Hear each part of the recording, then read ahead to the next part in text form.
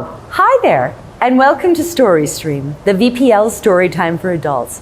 I'm Jonna, and today I'm here at the Central Library, home to the library's Marketing and Communications Department. The Central Library, like all 21 of our locations, is located on the unceded and traditional homelands of the Musqueam, the Squamish, and the Tsleil-Waututh people. To learn more about Truth and Reconciliation at the library, please visit our website. Come see us and learn more about the people who have championed this land since time immemorial. Now, libraries play a vital role in nearly every community. They offer an array of incredible services, captivating collections, and engaging programs, all accessible for free at your local branch or through the library's website. However, as wonderful as libraries are, with such a vast range of services and resources to highlight, promoting them to existing and potential library users can be, well, a challenge. This is why the Vancouver Public Library has an exceptional team of dedicated marketing and communication professionals who are here to help. From planning and executing citywide campaigns, designing eye-catching print and digital materials and content, to managing the library's brand and social media channels, VPL's marketing and communications team is the driving force behind the library's communication and promotional initiatives. Now, if you've ever seen a VPL card or the library's bibliobike, maybe you've received a helpful handout or looked at a viral VPL Instagram reel or Facebook post, you've witnessed the work of the M&C team. Their efforts have earned them numerous awards, and truly, they are masters at their craft. But when it comes to connecting people with their library, creating eye-catching book-face posts, or finding just the right words to help Vancouver residents discover all what the library has to offer, VPL's marketing and communications team is among the very best in the library world. Now, today's short story, Milk, Bread, Beer, Ice by Carol Shields has a light smattering of marketing and communications at play as we journey from Canada to Texas on a road trip with a very unsatisfied wife named Barbara and her clueless and cold husband, Peter.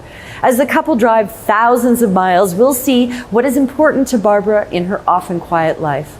Words, definitions, names, titles, narrations, conversations, and signage. They all play an important role in Barbara's world, just as they play a vital role here at the library.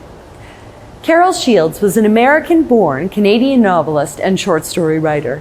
She is best known for her 1993 novel, The Stone Diaries, which won the Pulitzer Prize for Fiction, as well as the Governor General's Award, the only book to have ever won both awards. Carol taught creative writing at several prominent Canadian universities, serving as Chancellor of the University of Winnipeg, all while nurturing a successful writing career with 10 novels, a graphic novel, 4 short story collections, 3 books of poetry, 8 plays, and more.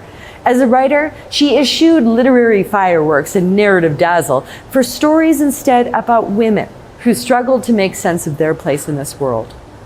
Shields died in 2003 at the age of 68 from breast cancer and is survived by her husband, her son, 4 daughters, and 11 grandchildren. In 2020, the Carol Shields Prize for Fiction was announced as a new literary award to honor writing by Canadian and American women.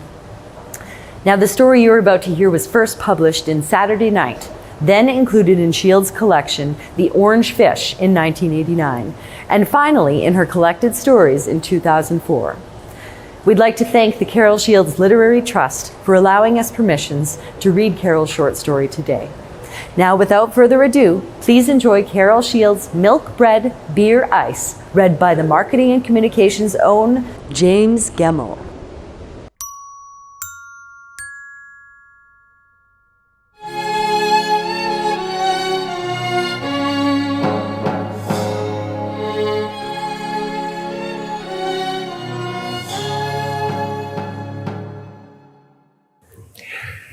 I work in graphics in the Marketing and Communications Department of the Vancouver Public Library, and I've been working throughout the system for 30 years. And I love working for the library because I really appreciate working for the public and not having to sell Pepsi and Coke, as I like to put it sometimes, and instead sell this public institution which has such important value to our society. And yeah, I just never left.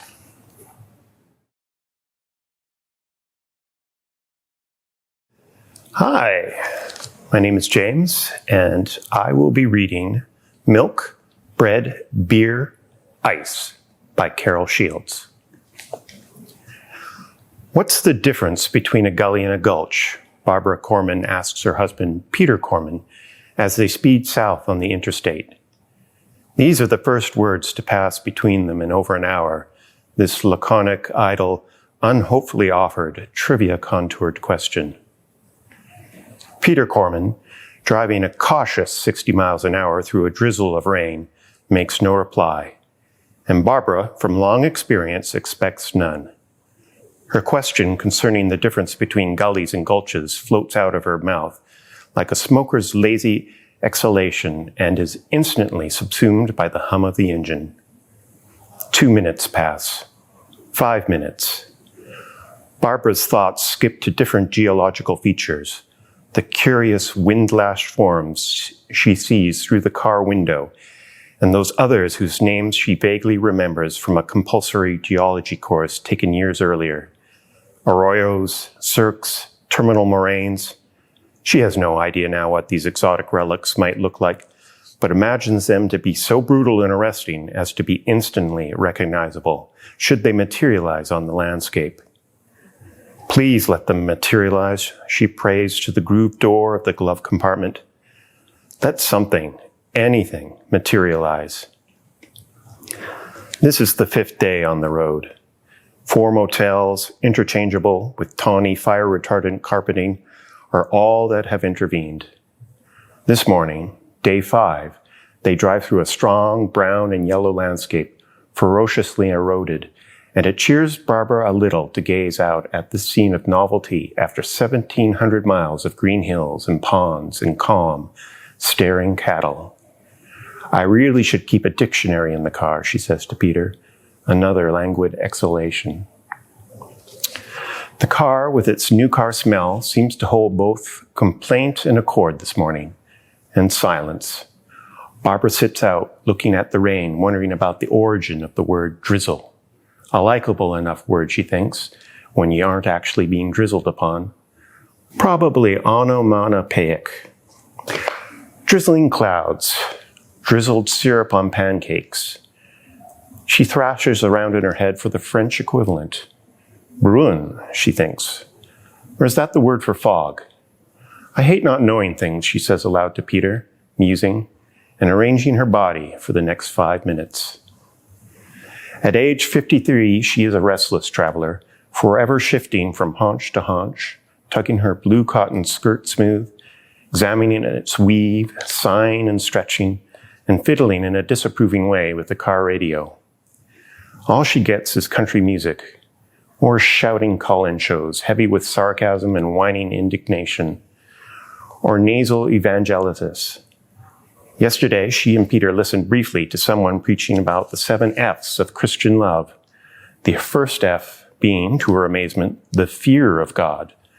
The fear of God. Today, because of the rain, there's nothing on the radio but ratchety static. She and Peter have brought along a box of tapes, Bach and Handel and Vivaldi, that she methodically plays and replays, always expecting diversion and always forgetting she is someone that doesn't know what to do with music. She listens, but doesn't hear. What she likes are words. Drizzle, she repeats to herself. Brunner. But how to conjugate it?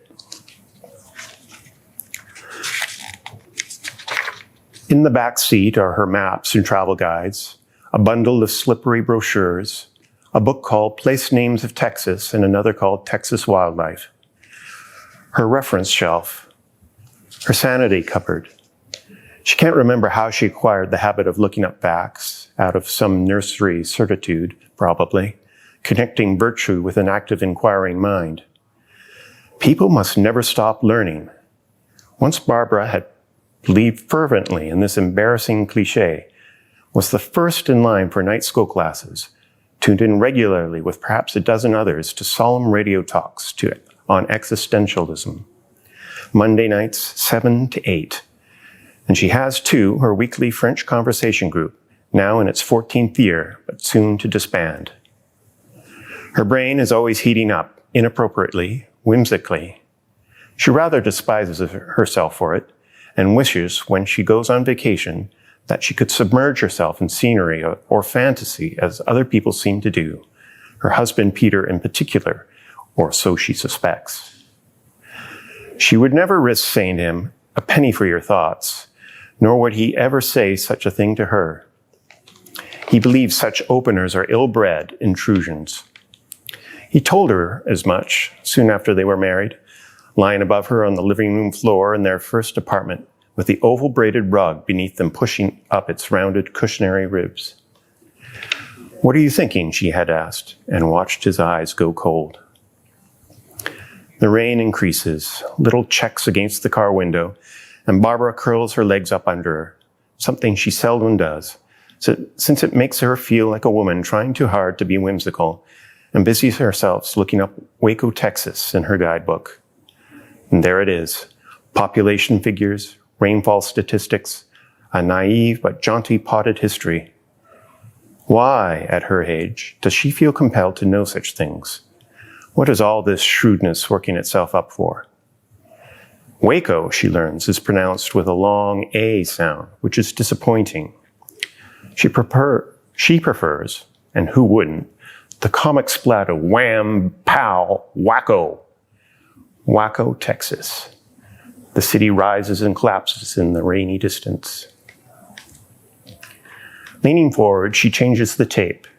Its absolute neat plastic corners remind her of the nature of real things, and snapping it into place gives her more satisfaction than listening to the music. A click, a short silence, and then the violins string themselves like iced tea spoons, like ferns on a breezy hillside. Side 2. She stares out the window, watchful for the least variation. A water tower holds her eye for a full 60 seconds, a silver thimble on stilts. Chateau d'eau, she murmurs to herself. Tower of water, Tower of Babel. Almost all her conversations are with herself. Imprisoned now for 5 long days in the passenger seat of a brand new Oldsmobile Cutlass, Barbara thinks of herself as a castaway. Her real life has been left behind in Toronto. She and Peter are en route to Houston to attend an estate auction, a late client of Peter's, a man who ended his life not long before with a pistol shot. For the sake of the passage, admittedly only 2 weeks, she had surrendered those routines that make her feel busy and purposeful.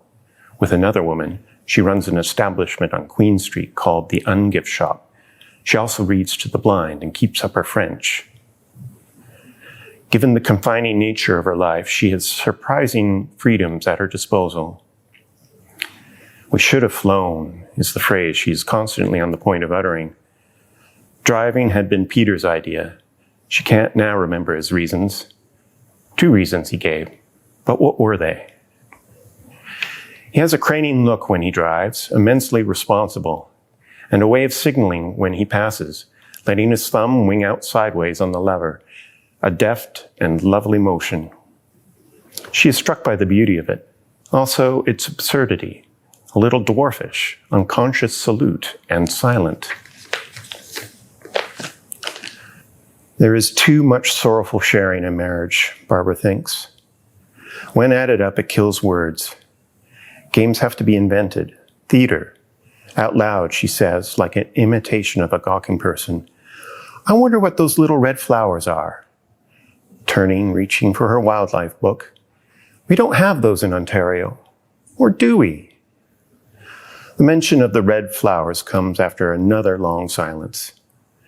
Then Peter says, not unkindly, not even impatiently, "A gully's deeper, I think." "Deeper?" says Barbara in her dream voice. She's straining her eyes to read a billboard poised high on a yellow bluff. "If you smoke, please try Carlton's."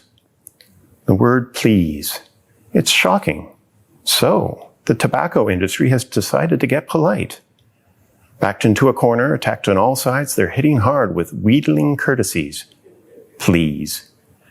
Last week, Barbara watched a TV documentary on lung cancer and saw a set of succulent pink lungs turning into what looked like slices of burnt toast. Deeper than a gulch. Oh, says Barbara. Unless I got it the wrong way round. It's slang anyway, I think. What? Gully, gulch. They're not real words, are they? They sound, regional. Cowboy lingo. Peter takes a long banked curve. On and on it goes, 90 degrees or more, but finally graded. His hands on the wheel are scarcely required to move. Clean, thick hands. They might be carved out of twin bars of soap. Ivory soap, carbolic. He smiles faintly, but in a way that shuts Barbara out. On and on. Rain falls all around them. Il pleut on the windshield and on the twisted landforms and collecting along the roadway in ditches. Could be, Peter says. Does that look brighter up ahead to you? Barbara says wildly, anxious now to keep the conversation going. She puts away the tape, sits up straight, pats her hair, and readies herself for the little fates and accidents a conversation can provide. Conversation? Inside her head, a quizzing eyebrow shoots up. These idle questions and observations, this dilatory response, this disobliging exchange between herself and her husband of 33 years, which is as random and broken as the geological rubble she dully observes from the car window, and about which Peter can scarcely trouble himself to comment. This sludge of gummed phrases. Conversation? Could be worth, thinks Barbara, always anxious to be fair and calling to mind real and imaginary couples sitting silent in coffee shops, whole meals consumed and paid for with not a single word exchanged, or stunned-looking husbands and wives at home in their vacuumed living rooms, neatly dressed and conquered utterly by the background hum of furnaces and air conditioning units. And after that, what? A desperate slide into hippo grunts and night coughing, slack, sponge-soft lips and toothless dread. That word mute multiplied to the thousandth power. Death. An opportunity to break in the new car was what Peter had said, now that she remembered. Barbara met Peter in 1955 at a silver auction in Quebec City. He was an apprentice then, learning the business. He struck her first as being very quiet. He stared at an antique coffee service, either assessing its value or awestruck by its beauty. She didn't know which. Later he grew talkative, then silent, then eloquent, secretive, verbose, introspective, gregarious. A whole colony of choices appeared to rest in his larynx. She never knew what to expect. One minute, they were on trustworthy ground, feeding each other's intimacies, and the next minute they were capsized, adrift and dumb. Some things can't be put into words, a leaner, nervous, younger Peter Corman once said. Marriage can be defined as a lifelong conversation, said an elderly, sentimental, slightly literary aunt of Barbara's, meaning to be kind. Barbara, at 20, had felt the chill press of rhetorical echo. A religious vocation is one of continuous prayer, a human life in one unbroken thought.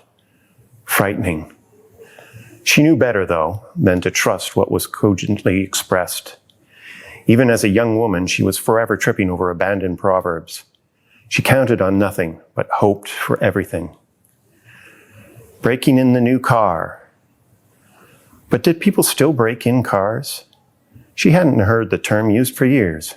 Donkey's years, whatever that meant. A younger, thinner, more devious Barbara put planning into her conversations.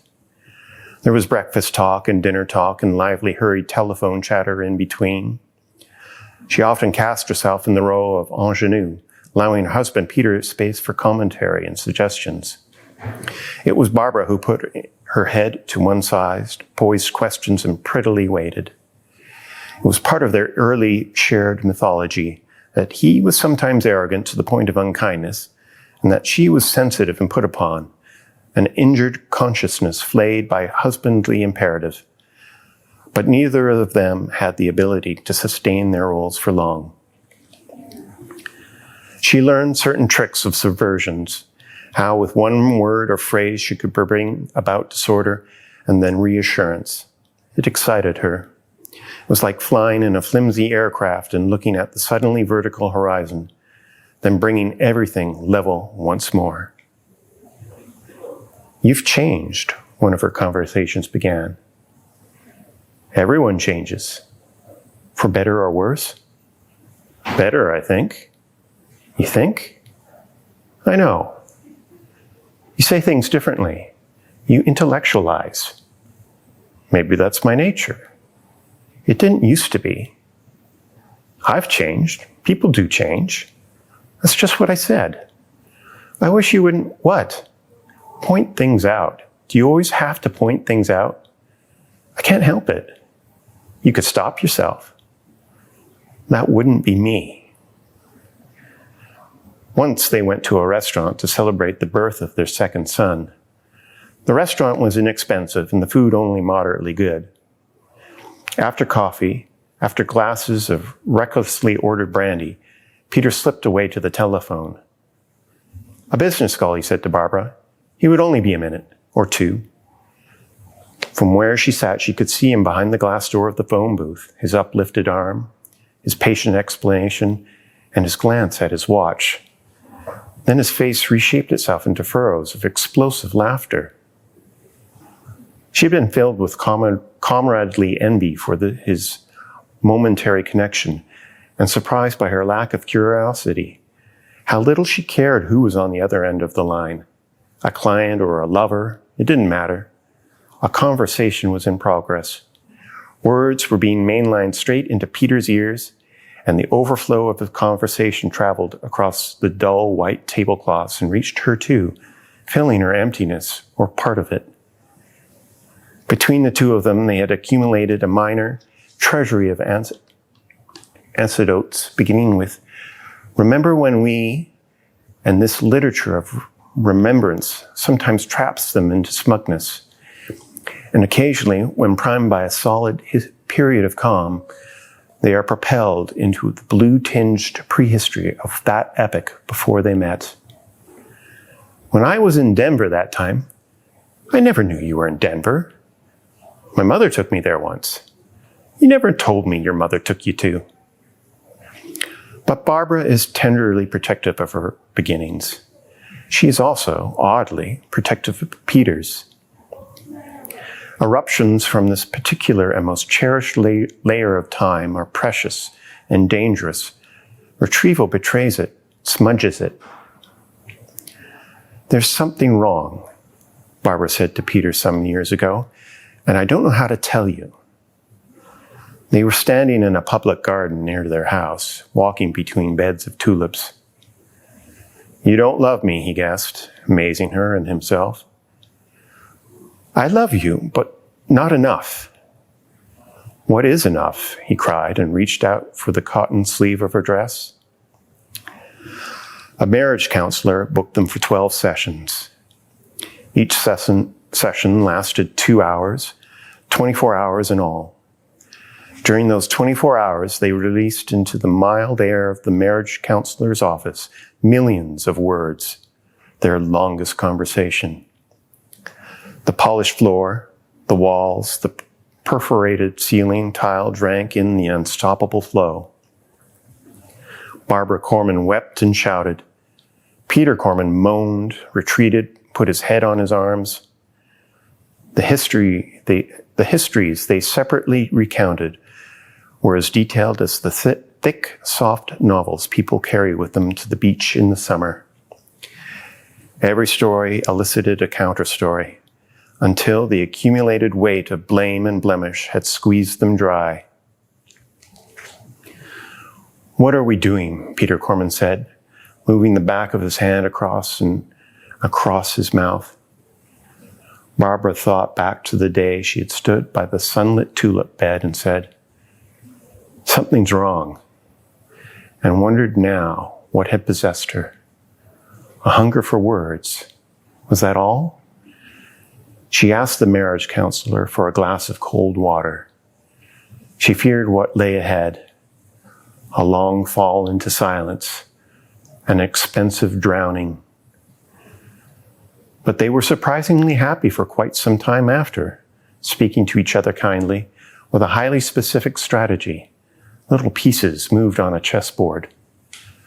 What had been tricky territory before was strewn with shame.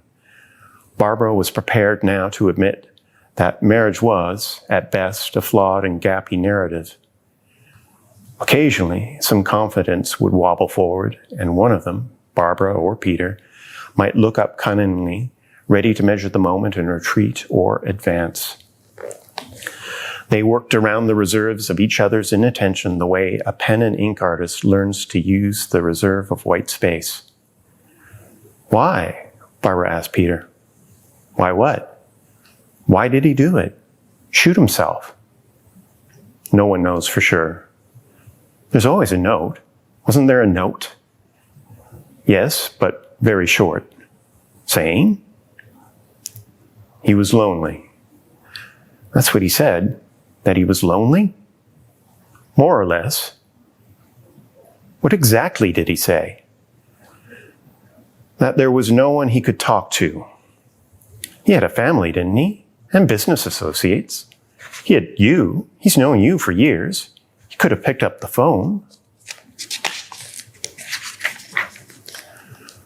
Talking isn't just words. What? Barbara sees herself as someone always waiting for the next conversation, the way a drunk is forever thinking ahead to the next drink.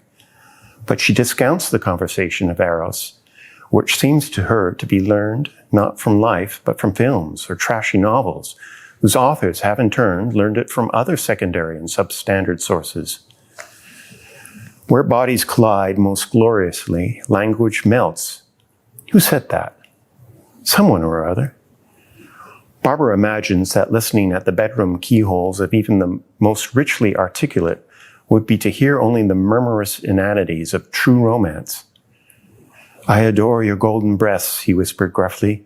"You give me intense pleasure," she sighed deeply.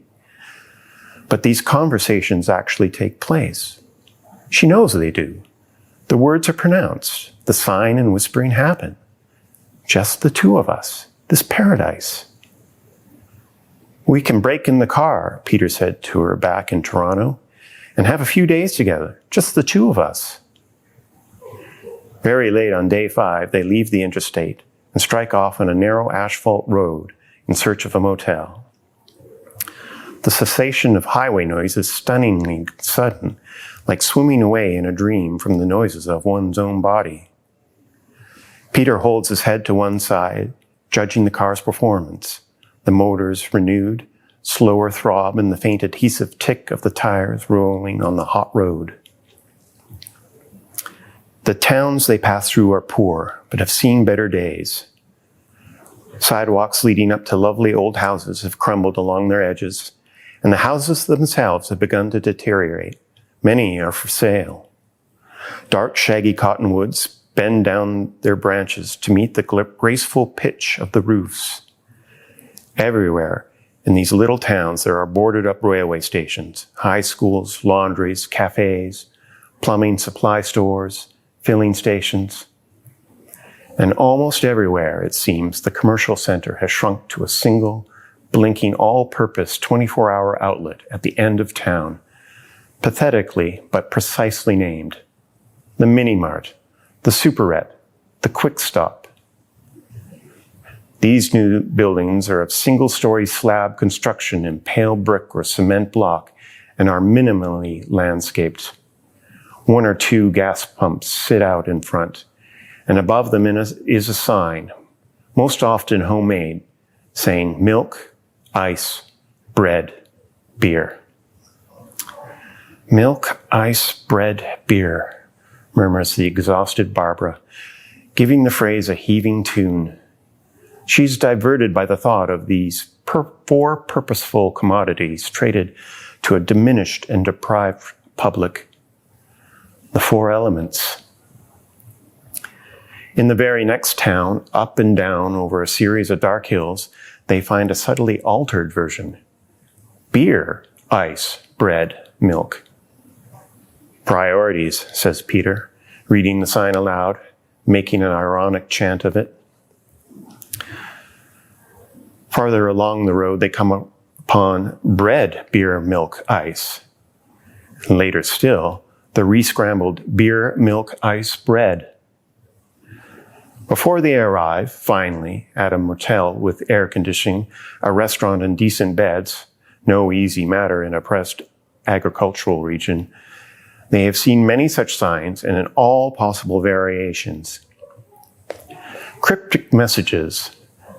They seem designed to comfort and confuse Peter and Barbara Corman with loops of flawed recognition and to deliver them to a congenital late evening punchiness. As the signs pop up along the highway, they take it in turn with a rhythmic spell and counterspell to read the words aloud. Milk, bread, beer, ice. Ice, bread, milk, beer. This marks the real death of words, thinks Barbara. These homely products reduced to husks, their true sense drained purely away. Ice, beer, bread, milk. Rumblings in the throats, syllables strung on an old clothesline, electronic buzzing. But, surprisingly, the short, unadorned sounds for a few minutes, with daylight fading and dying in the wide sky, take on expanded meaning. Another lesser word is brought forward, distorted and freshly provisioned. She loves it, its weather and depth, its exact chambers, its lost circuits, its covered pleasures, its submerged pattern of communication.